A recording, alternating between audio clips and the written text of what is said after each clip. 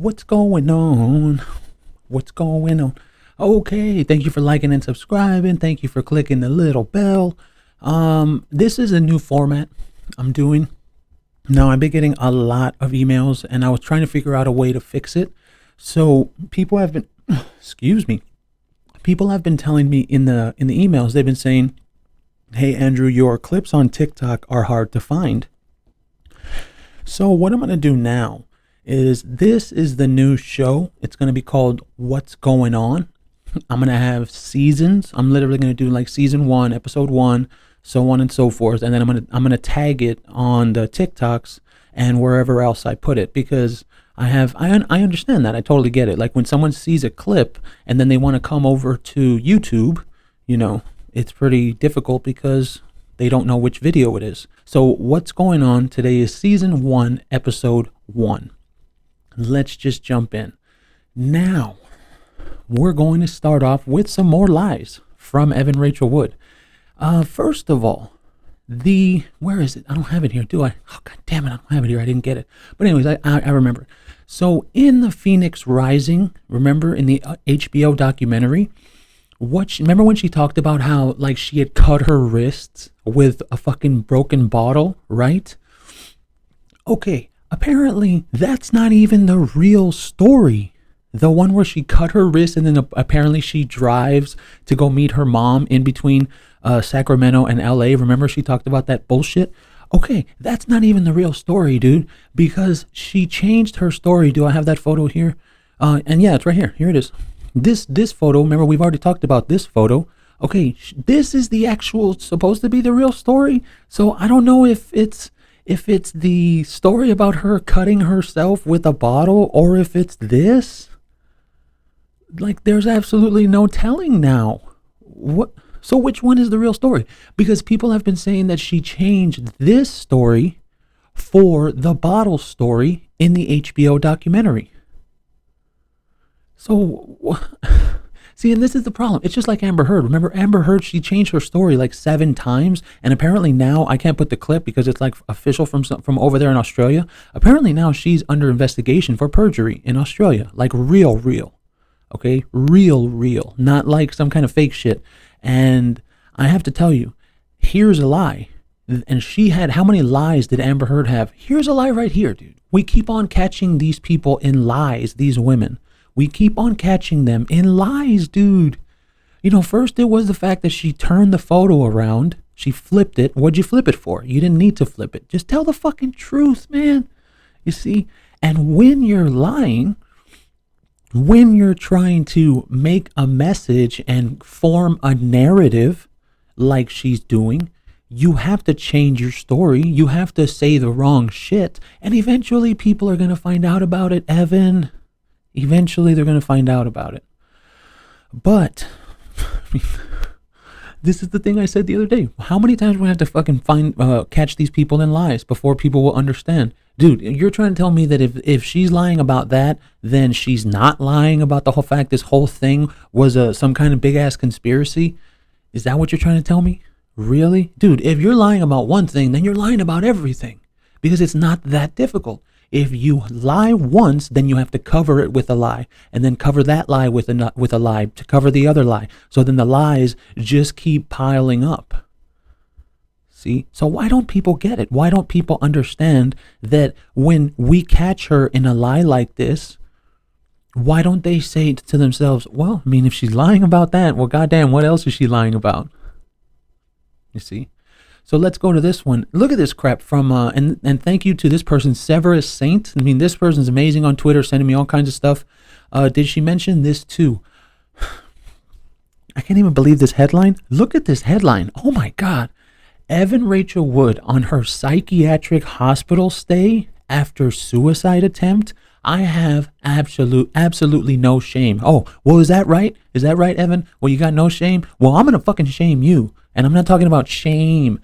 I'm not talking, shut the fuck up, Handmaid's Tale. I'm not talking about that. I'm talking about, see, I don't want to say the B word. I was about to say the B word to her, but it's, my fans care, so I'm not going to. I'm talking about shaming this woman like bad. Dude, you think you're going to come out here and say this in 2019, February 1st, 2019? And what? Nobody's going to find out about this. It's almost like these women think that the internet is like written in pencil or something, or that people aren't going to figure out what the fuck's going on. Like, what is wrong? What is going on in your brain, ladies? And I don't mean the ladies watching. I'm talking about these women.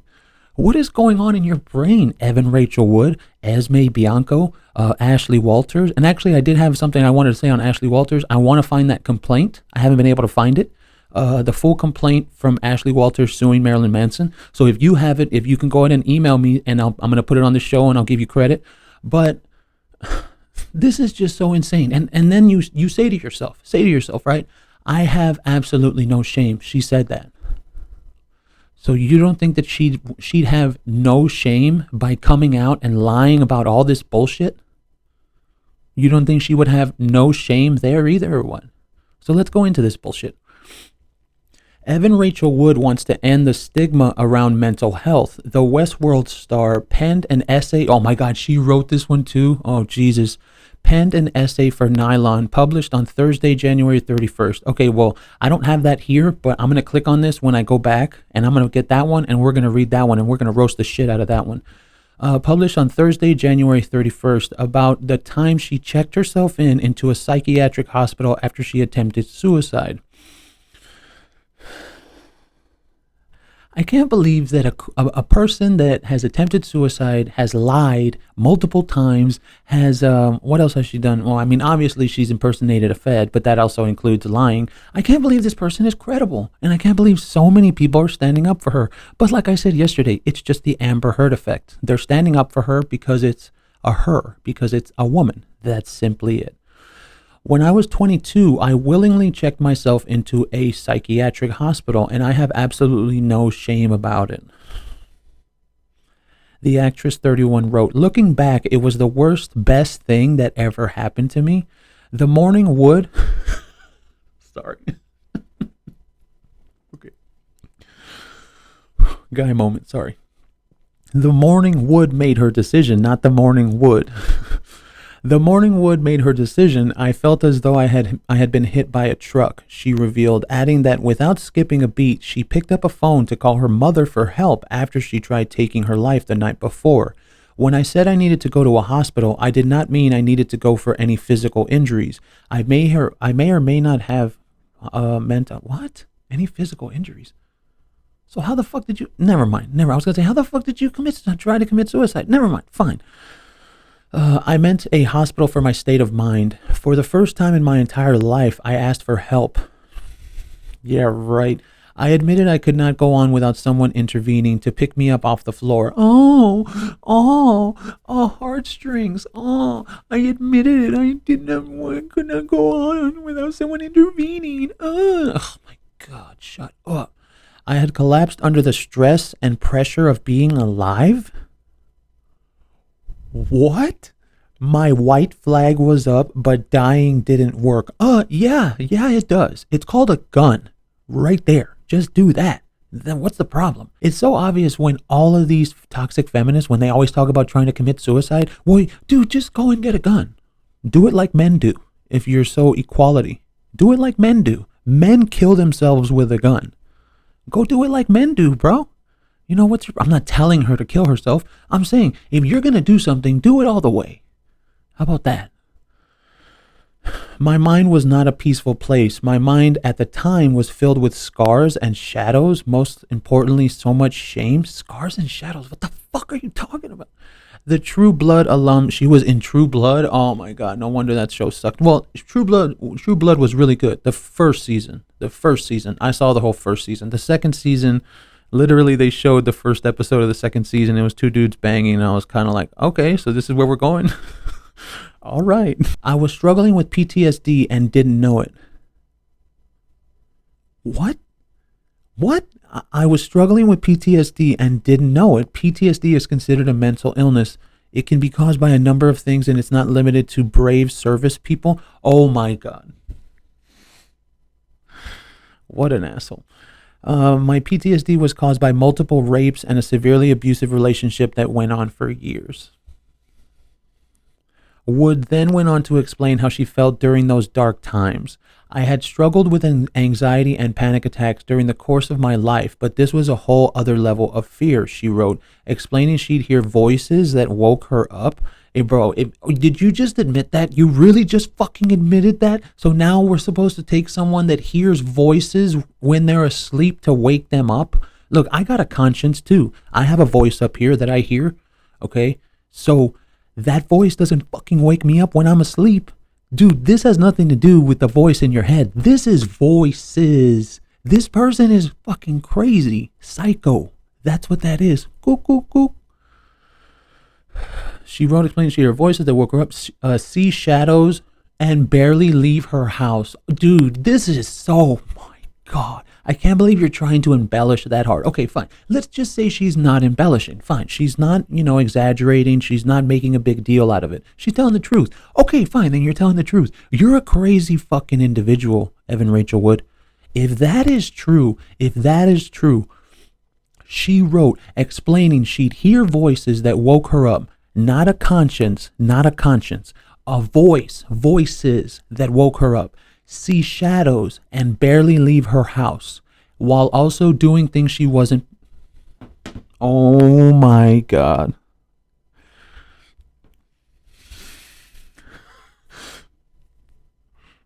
While also doing things she wasn't proud of. Are you fucking kidding me? Oh my God. Did you just literally justify everything you've ever done as a reason because of your PTSD? Come on, man. Come on. Oh my God. When it came to finding help, she and her mother had a problem finding a facility. If I didn't shell out a significant amount of money to snag a private room at a decent place, I don't know what I would have done. I mean, I do understand that there isn't like public insane asylums, but whatever, fine. I'm not even going to try and get into that. We'll go with that. We'll say that's true. She's making it seem as if there's nowhere for her to turn except for some expensive private establishment. What kind of bullshit are you talking about? It's just like when she talked about being too terrified to leave. Dude, when a woman is actually afraid of a man, she has so many resources at her disposal. Not only that, this woman was rich. Remember, I even said that. She's rich. She could get her own apartment under someone's name. No one would ever find out. Okay, there's so many resources for women that are afraid of the men that they're with. This is total crap. I don't know what I would have done, the singer added. Singer? Excuse me? What the fuck? Evan Rachel Wood. Singer? She's a singer? Well, I don't want to hear those fucking songs, I'll tell you that right now. I don't know what I would have done, the singer added, later noting, it felt like I barely made it in by the skin of my teeth. You don't have skin on your teeth. I am privileged. Oh, there's my little virtue signal. Oh, my virtue signal. Oh, I'm privileged. Please feel sorry for me because I'm so privileged. The rebel and a basket case musician proceeded. See, musician, what the fuck? She's a musician? Okay. Proceeded to describe arriving to the hospital, telling the nurses of her trauma, being evaluated and living there, as well as her daily routine, which included group therapy and connecting with her fellow patients. During her stay, she found solace in music, recalling a night shit sang to Charlie Chaplin's Smile. A night shit. Shift? Is it supposed to be shift? During her stay, she found solace in music, recalling a night shit sang to Charlie Chaplin's Smile. I guess that's a typo, right? Did they want to say she, maybe? Recalling a night she sang to Charlie. Well, I mean, she's a piece of shit, so I guess it counts for her anyway. Fine. Recalling a night shit sang to Charlie Chaplin's Smile. The American Gothic star added, time stopped, and for a moment, I felt my soul come back. I was starting to feel like me again. Oh, my God. I was starting to feel like me again. Oh, heartstrings. Oh, heartstrings. And I'm sorry, ladies. The women watching, no. What am I going to say? Women believe that. Sorry. When her time there was coming to an end, Wood realized she learned a lot. Fine, okay, she realized it. She didn't actually learn anything. Being at this place showed me I had much more in common with people than I realized. It also taught me that people could love me for me and nothing else. She noted, it taught me I was much more resilient than I thought and that I could laugh again. It taught me that all I needed to feel safe.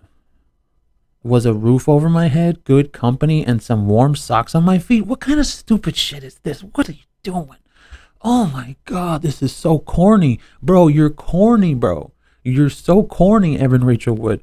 It was on her last day when her psychiatrist revealed to the actress that her role as troubled teen in 2003's 13 inspired her to become a doctor. I had felt worthless and like the world was better off without me, but it turned out I had helped myself in a way I never thought was possible. I gave to someone who then gave back to me, she said, and for the first time in years, I felt like maybe things did happen for a reason. Whatever. Maybe there was a reason why my attempt didn't work. Maybe I was supposed to be here. Maybe it's because you didn't actually attempt to take your life, and maybe you're just fucking lying, and this is probably a lie too. Honestly, I think we're having a very, well, not we, but I know I am. I'll tell you right now, I'm having a very big problem figuring out what kind of truth that she ever has told, because we're just uncovering lie after lie after lie. So how much of this shit is fucking lies, dude? How much of this isn't even actually real? That's the real question now.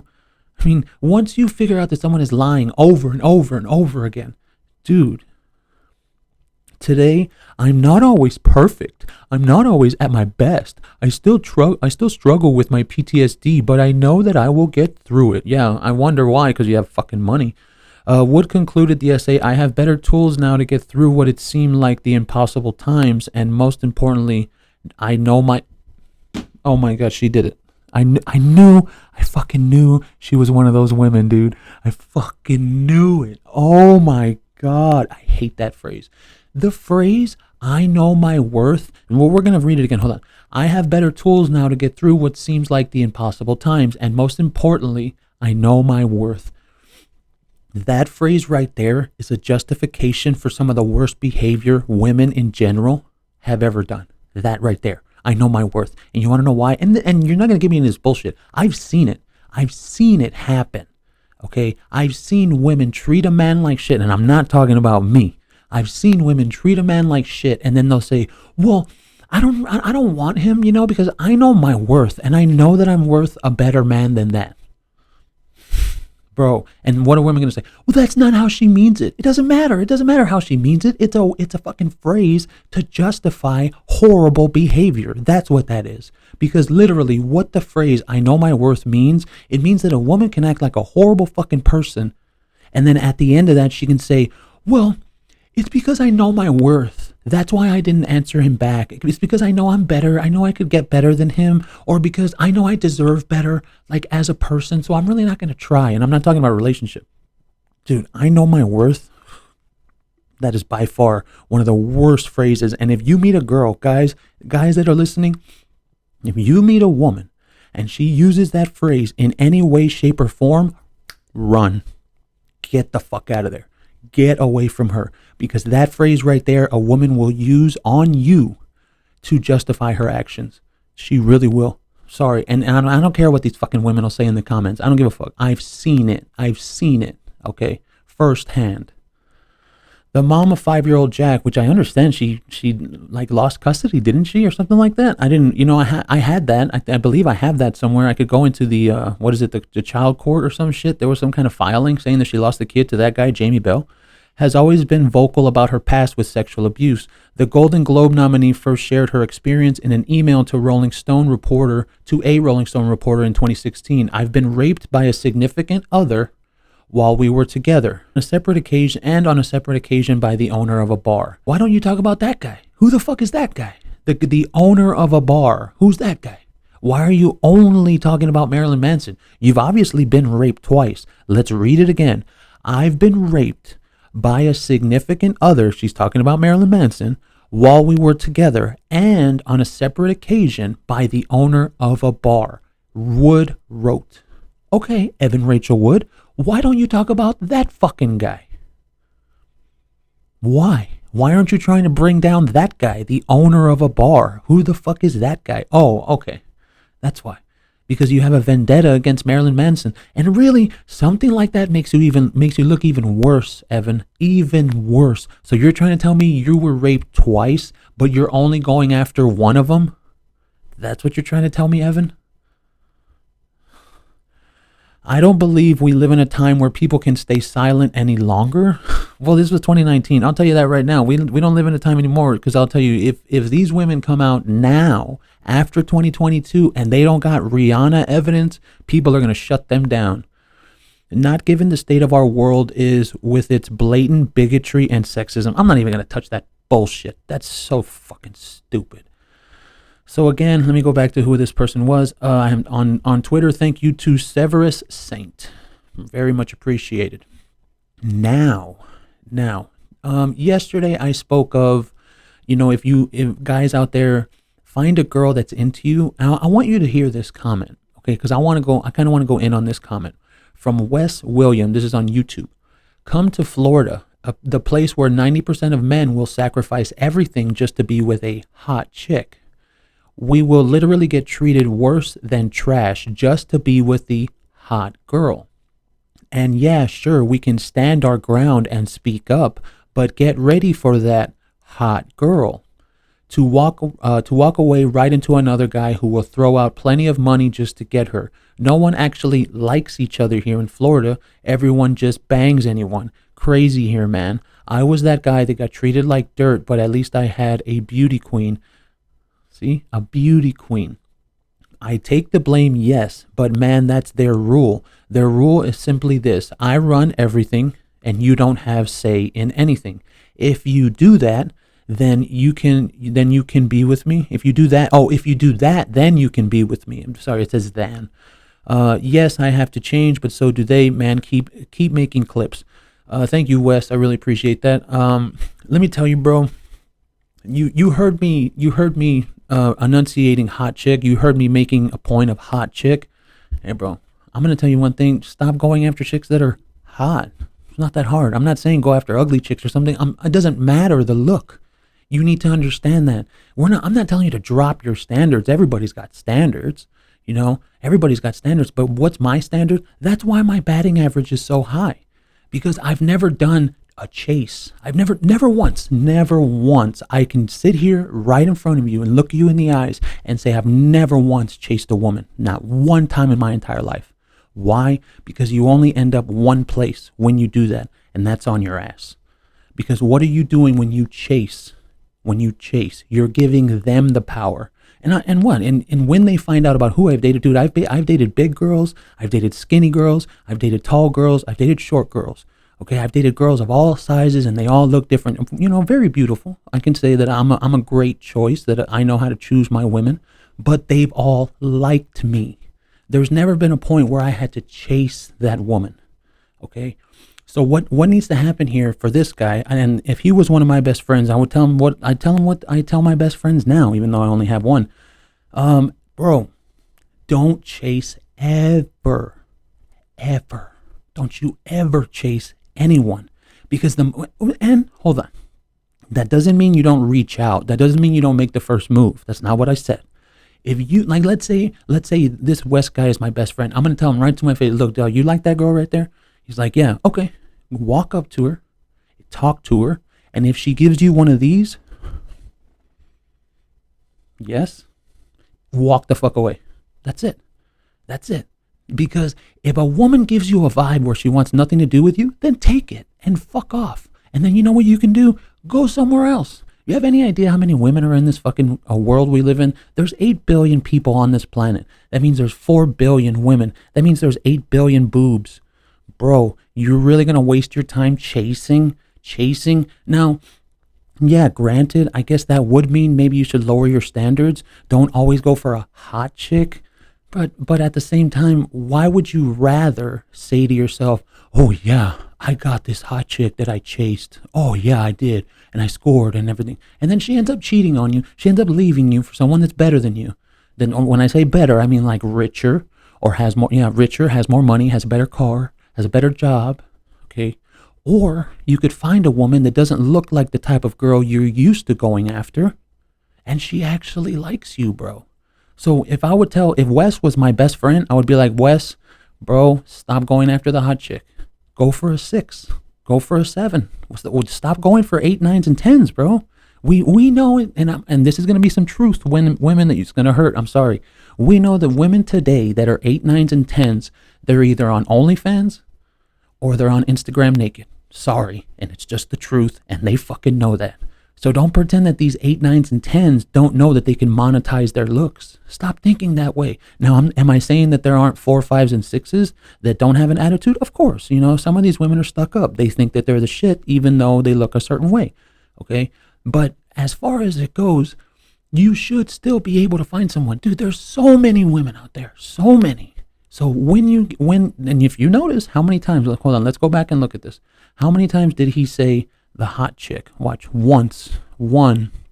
Hot girl. 2. No one actually likes crazy hair man. Probably got treated like dirt. And then he also admits it. So he says hot chick twice, I believe. And then he says, look, but at least I had a beauty queen. Yeah, well, you don't have her anymore, Wes. I'm sorry, bro. I'm going to tell you straight up. You don't have her anymore, do you? So maybe if you dated a woman that was a little bit less than the hot chick, maybe you'd still have someone. Now, granted, like I said, that doesn't mean to lower your standards, but at the same time, it kind of does. Because if you keep on going after hot chicks and you're always chasing, that means you're never going to have someone that's for you, bro. That means you're never going to be with someone that actually likes you. They're just some hot chick that likes what you have or likes what you are as a person.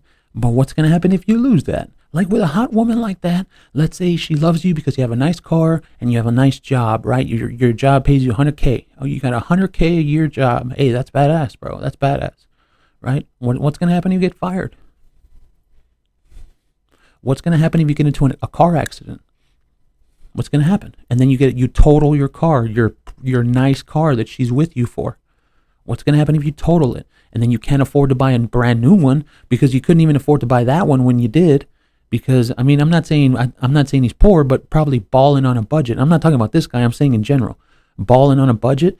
Rich people, when they do buy cars, most of the time it's leased. You don't buy a vehicle. You don't buy a Lamborghini because the thing depreciates right when you drive it off the fucking lot.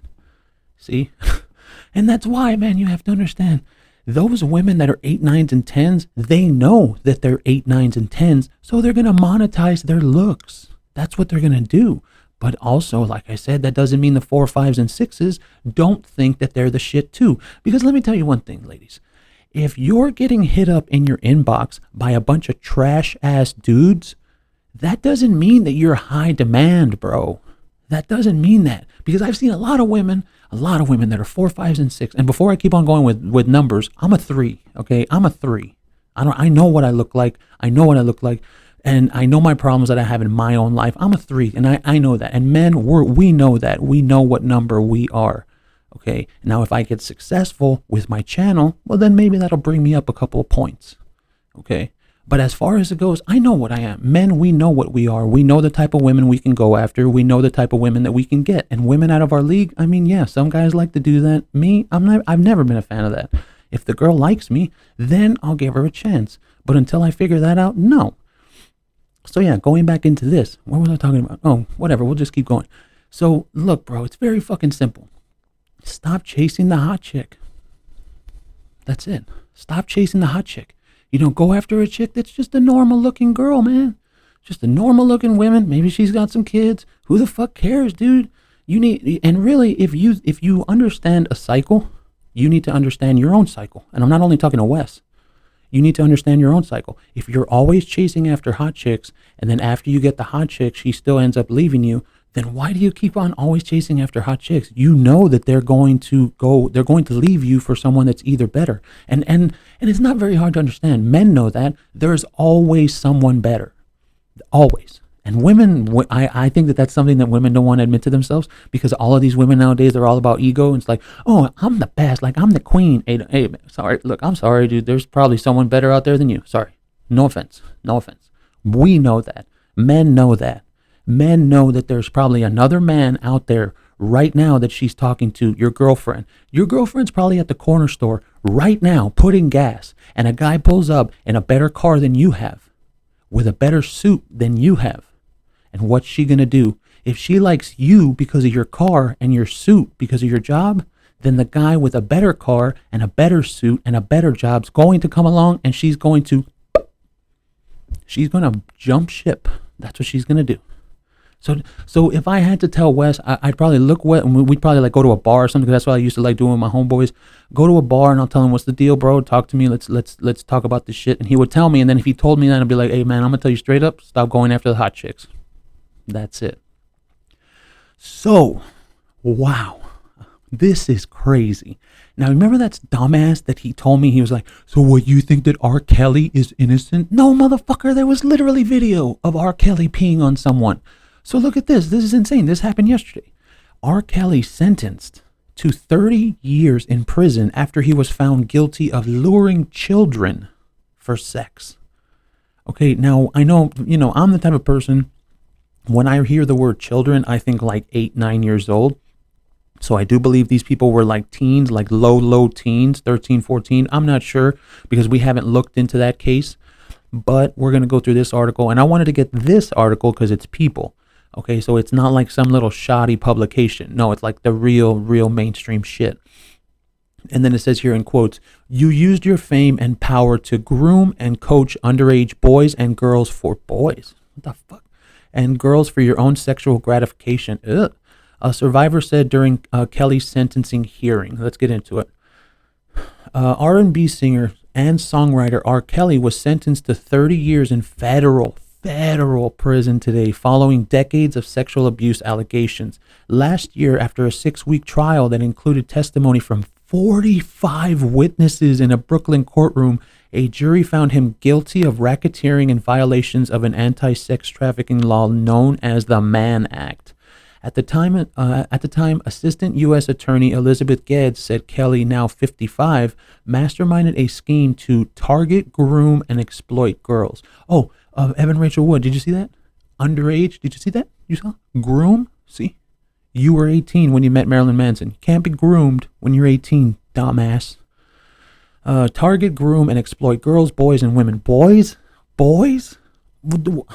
Are we going to have to jump into R. Kelly's thing? Boys? Damn, that's fucking disgusting.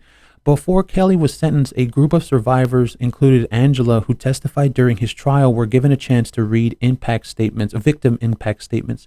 You used your fame and power to groom and coach underage boys and girls for your own sexual gratification. Oh, we read at the beginning. She said while staring at Kelly, according to the New York Times, we are no longer preyed upon individuals we once were. See, and this is the problem that I have with a comment like that, where that fucking idiot was like, well, what, you think R. Kelly's innocent too? Because what I would love to do is find that person and just shove this article right in their face and like hit him on the head with the phone. You fucking moron. For decades, allegations swirled around the singer, who was previously acquitted in 2008 on child pornography charges, and I didn't even know that. I knew he was acquitted of something. I didn't know it was child porn. Are you fucking kidding me? Child porn? Oh my God. In an indictment following his 19 arrests, prosecutors alleged Kelly and his team, including managers, bodyguards, and assistants, traveled throughout the United States and abroad to perform at concert venues and to recruit women and girls to engage in illegal sexual activity with Kelly as far back as '99. According to the indictment, the I Believe I Can Fly. Oh my God, they brought out that song from fucking Space Jam. Oh my God. The singer allegedly required his victims to follow numerous rules in which they were not permitted to leave their room without receiving permission, including to eat or go to the bathroom, were not permitted to look at other men, and they were required to call Kelly daddy. Ugh. The indictment also accused Kelly of engaging in sexual activity with girls under 18 years old, failing to disclose a sexually... Oh my God. Failing to disclose a sexually transmitted disease Kelly had contracted, and producing child pornography by requesting that underage girls send him photographs. Oh, okay, that kind of child porn. I thought he was talking about like kiddie porn. Okay, well, I mean, that's still bad, but I thought they were talking kiddie porn. Okay. Underage girls, like 14. I mean, that's still fucking disgusting as fuck, but I thought it was kiddie porn. That's why when it said 2008, the child porn, okay, good. Well, I mean, not good, but you know what I mean. Kiddie porn or child, like, you know what I'm saying. This is my thing. Why are these rich people so gross? Why are these rich people so fucking disgusting? Like, is that what money does to you? Is that what money does? Really? I don't know, man. Like, tell me what you think. Do you think that these rich people are so gross because of the money that they have and because it gives them the ability to be disgusting fucks? Oh, God damn it. R. Kelly's enterprise was not only engaged in music as alleged for 2 decades, the enterprise at the direction of R. Kelly preyed upon young women and teenagers whose dreams of meeting a superstar soon turned into a nightmare of rape, child porn, and forced labor. Forced labor? What the fuck? What, he made him cut his lawn? What a dick. Angel Melendez, special agent in charge from Homeland Security investigation, said in a statement after Kelly's 19 indictment, he said all that. Okay, well, why don't you say that at the beginning? These media people, I swear.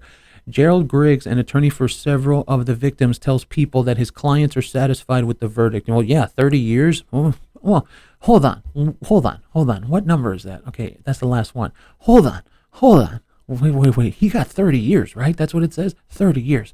But let me go. 45 witnesses. Is that, I don't know if it's exactly 45 victims. Bro, for 45 victims, you need to go fucking to jail for life. Life or death penalty. 45 witnesses. Now, like I said, if that's 45 victims, 30 years. That's still basically his whole fucking life. But still, 45 witnesses. If that was 45 victims, I don't know because I haven't looked into this. If that was 45 victims, he needs to be put to death. That's what I'll fucking say. If he had 45 victims, and of course we're probably not going to say it was 45, but still, let's say it was 30. What, 30 changes it? Like, God, 30?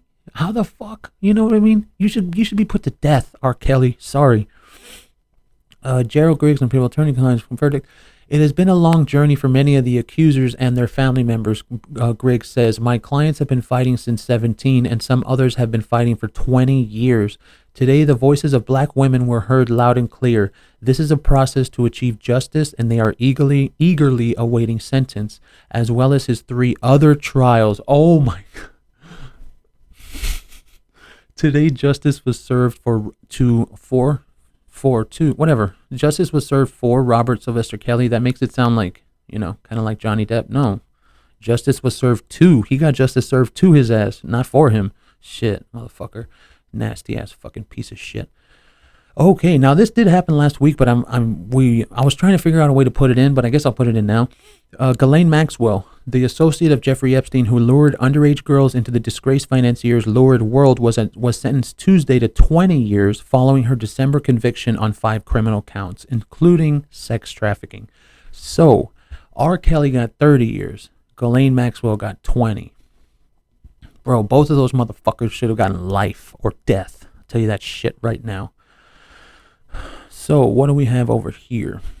I still have these 3 articles from yesterday, so might as well. This is the new template. See, and this is why I wanted to do a new template, like a new show, because there's a lot of times where I'll find stuff and it's not connected. It's not connected to each other. So, it's kind of like I should just do a show. We'll do like a daily show instead, and I'm going to do season 1. Episode 1, or episode 1, season 1, episode 1. And I think that's going to work the best. From IndieWire, Bradley Cooper recalls being mocked by peers for Oscar nominations. Go fuck yourself. Now, when he says peers, I'm pretty sure he's talking about the other actors in Hollywood. I remember thinking, what the fuck is this town? Bradley Cooper is coming for the awards circuit after most recently landing a Best Actor nom for his Oscar-winning directorial debut, A Star is Born. Cooper is helming Leonard Bernstein biopic Maestro. I saw some photos from that. Damn, he looks really good. Look, I'll show it. I'll post it right there. He looks like you can't even tell that that's Bradley Cooper.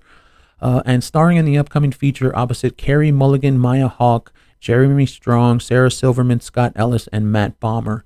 9-time Academy Award nominee Cooper revealed that he still isn't taken seriously in Hollywood. What? While candidly speaking with Jason Bateman, Will Arnett, and Sean Hayes on their Smartlist podcast. Ooh, I gotta see that Smartlist podcast.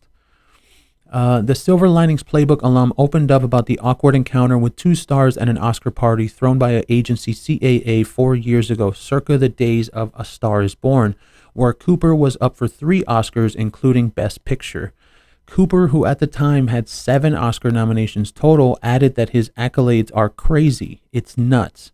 At the party, he spoke with a famous actress and director. Hey, bro, oh, I hate this kind of shit. But that's the thing. He can't say who he's talking about because, then you get blacklisted in Hollywood. But I wish he could fucking say who he's talking about. Oh, and I bet you if he said the names, we'd all hear those names and we'd be like, yeah, that fucking asshole. He'd definitely do some shit like that. Famous actress whom Cooper said is a friend of his. Oh, a friend of yours. Doesn't sound like a very good friend, Bradley. Doesn't sound like a very good friend. Had 3 Academy Awards nominations in her career, and that the director, according to Cooper, said, "What world are we living in where you have 7 nominations and she's got only 3? Man, I wish he could come out and say who that was so we could fucking roast that person. What a fucking asshole." Cooper thought, I'm like, bro, why are you such an asshole? For real, dude. I would never fucking forget that. Go fuck yourself. For real, man, go fuck yourself. And that's why I hate Hollywood. Not because of the whole pedophile thing. That's one reason. Dude, but these people in Hollywood, they're so stuck up. They're so up their own ass. That's how these people are, man. That's how these people are. It's fucking ridiculous. Hollywood elite. Cooper said that in 2011, after landing his first nom for Silver Linings Playbook and competing against Daniel Day-Lewis, Hugh Jackman, Joaquin Phoenix, and Denzel Washington in that year's Best Actor category, a hero female actress whom he didn't know at all approached him to give her condescending seal of approval. What a fucking hero female actress. So that means it's probably someone like Brie Larson or hero female. Not Gal Gadot. She doesn't sound like a fucking asshole. Brie Larson or hero female. I don't know, man. Only Brie Larson, like a fucking asshole, condescending. I don't know, dude. Who do you think? Who do you think that is? Hero female actress. Tell me in the comments. Who do you think that is? I think Brie Larson, because she's a fucking asshole. Like, for real. She's like, I saw your movie. You deserve the nom, Cooper said. I was like, what? I'm sorry, what? The nom? Then like 10 or 20 minutes later, I'm not kidding, I passed her going to the bathroom and she mouths it, the nom. I remember thinking, what the fuck is this town? Can you imagine saying that to somebody? Yeah, you've got to be fucked up to do that. Yeah, for real.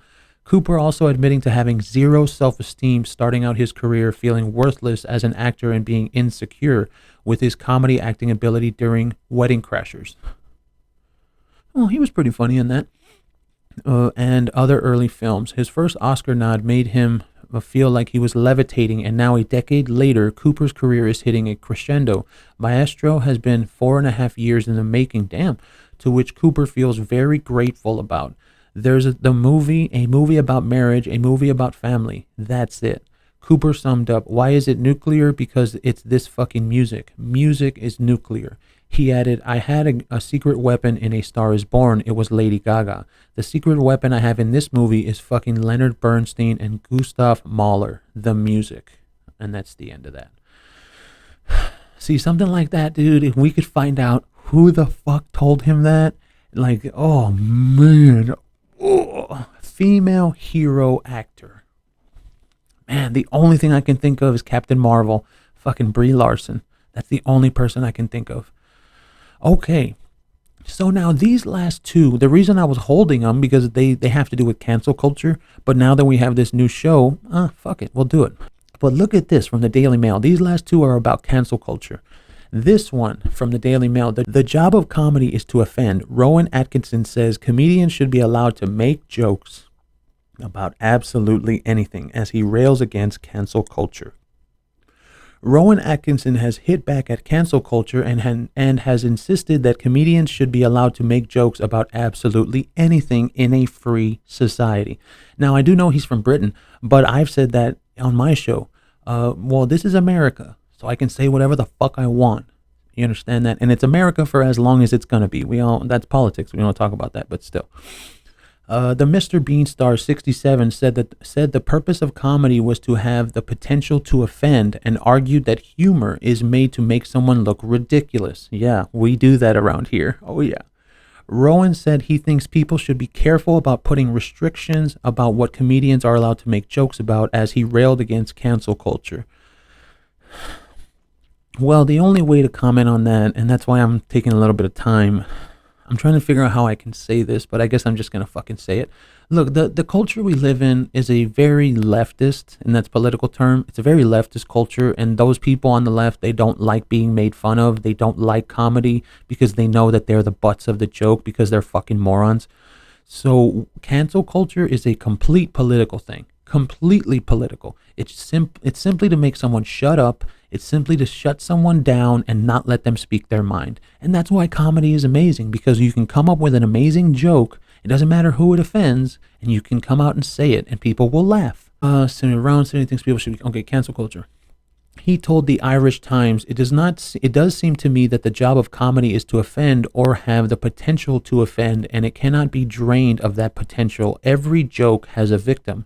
Rowan, who has been working in comedy for more than 4 decades, also addressed the suggestion that jokes should punch up at those in power. At those in power. Really? Really? Tell me who you can't criticize, and I'll tell you who's in power. That jokes should punch up at those in power and not be directed down. He added, there are lots of extremely smug and self-satisfied people in what would be deemed lower down in society, who also deserve to be pulled up. In a proper free society, you should be allowed to make jokes about absolutely anything. Speaking about the role of social media, oh Jesus. Rowan said that the platform takes jokes out of their original content in a bid to stir up anger, and said we are still learning how to use technology. No, it has nothing to do with, sorry, Rowan, I'm going to have to disagree with him. It's just the people on social media are little bitches. That's it. That's all it is. It is not the first time that Rowan has spoken out against cancel culture, and he has previously campaigned against laws which could limit free speech. That's literally about that's what the next article is about, and offensive language. And in January 21, he said social media fills him with fear about the future and that it has widened divisions in society and lowered tolerance. No, look, this is how I've always said you handle those people. Those people that come into the comments, or that they're on Twitter, or they're on Instagram, or whatever the fuck, wherever it's at. Those people that are like that they get offended, you tell them to go fuck themselves. Sorry, I said it, and I'm not going to do anything for you. I've gotten emails, bro, and they're like, you shouldn't talk like that. You shouldn't talk about women. And then, and I'm not going to say, and then I tell them to go fuck themselves. But in my head, that's what I do. I don't actually email them back and say, go fuck yourself, because, that's not a smart thing to do. But if someone was to really go after me on Twitter, I'd probably do it on Twitter. I wouldn't have a fucking problem. I just haven't had anyone come after me yet on Twitter. I'll tell you, on Twitter, I have no problem saying it. Go fuck yourself. Because that's what you do to those people. You tell them to go fuck themselves. Because they're not worth the time. They're really not. He told the Radio Times, the problem we have online is that an algorithm decides what we want to see, which ends up creating a simplistic binary view of society. It becomes a case of either you're with us or against us, and if you're against us, you deserve to be canceled. I mean, he's right. He's absolutely right. But at the same time, I still stand by what I just said. Tell them to go fuck themselves. They want to cancel me, go ahead. Because what does cancel mean? What does it really mean? In the context of Johnny Depp, it means you're never going to get another movie again. That's basically what it means. But if you look at where we are in society now, technically Amber Heard is canceled. See? So you can even get canceled without actually labeling it canceled. It's important that we are exposed to a wide spectrum of opinion. Yeah, right. You know how many people don't want that shit? But what we have now is the digital equivalent of the medieval mob roaming the streets looking for someone to burn. Yeah, we do. But it's very easy to fight those people. Just tell them to go fuck themselves. So it's scary for anyone who's a victim of that mob, and it fills me with fear about the future. He added, it's very pleasing that people want to connect with Mr. Bean, but I have no desire to have any presence on social media. What happens there is a sideshow in my world. Nice. That's a good one. I like that. His latest comments come as he is busy promoting his latest comedy, Man vs. Bee, which is set to air on Netflix on Friday. Really? So that must mean it's already out because this article's kind of old. I want to go watch that. In the 10-part series made up of snappy 10-minute episodes, Rowan stars as Trevor, a man recruited by an agency to house sit for wealthy strangers, Christian and Nina. But the presence of a bee in the luxury house drives him increasingly mad, and after a succession of calamitous attempts at silencing it in absolute carnage, the bee buzzes off to Christian's beloved Jag. Wow, I want to go watch that. Now, this should end off the show. But where does cancel culture lead? Where does all that shit he's talking about? You want to know where it leads? Right here. Joe Lycett reported to the police after fan finds joke too offensive. This is in Britain, bro. This is what these people are going through over there in the UK. That's fucking insane. A comedian called the quip one of the best I've ever written. That's what happens when you have a joke, when you have something like that that's so good that it's such a good punchline. There's going to be someone out there that gets pissed off because it's good. That's why. Joe Lycett has been reported to the police by a fan who found one of his jokes too offensive. The comedian made the revelation on Twitter, on Tuesday, the 21st of June, saying that the police had a duty to investigate him. Could you imagine, dude? Could you imagine if like the police came to my house? And sadly, you know, I hate the police, but whatever. We're not going to talk about that. Sadly, like I would tell them, I'm sorry, like, what'd you say? Oh yeah, someone is mad about, someone's mad about your jokes and about what you said on your YouTube channel. Fucking close the door. The fuck? Who gives a fuck? The comedian made the revelation on Twitter, saying that the police had a duty to investigate over the quip featured in his current tour. So someone came to my tour show a few weeks back and was offended by one of the jokes, and their perfectly understandable response to this was to call the fucking police. To be fair to them, the fuzz were very nice about it. Well, that's good. And all but felt that had a duty to investigate. This involved me writing a statement explaining the context of the joke for them. Oh, for the cops. Okay. I particularly enjoyed putting the words giant donkey dick into a message to a police detective. Lycett continued, charmed and hopefully amused. The Rosers have since closed the matter. The comedian assured fans that the joke remains in the tour, writing, "You'll be pleased to know that my joke remains firmly and proudly in the show. The tour continues until September, unless I am jailed." He also called the joke one of the best he's ever written. Joe Lycett reveals an offended fan reported him. Lycett screenshot, email. Okay, well, that doesn't matter.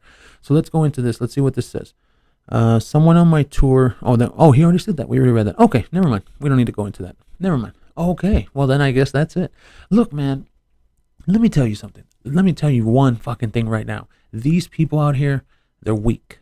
Weak individuals. They're weak. When they hear something that they don't like, when they hear something that hits their little sensibilities, and it's like, oh my God, he said that.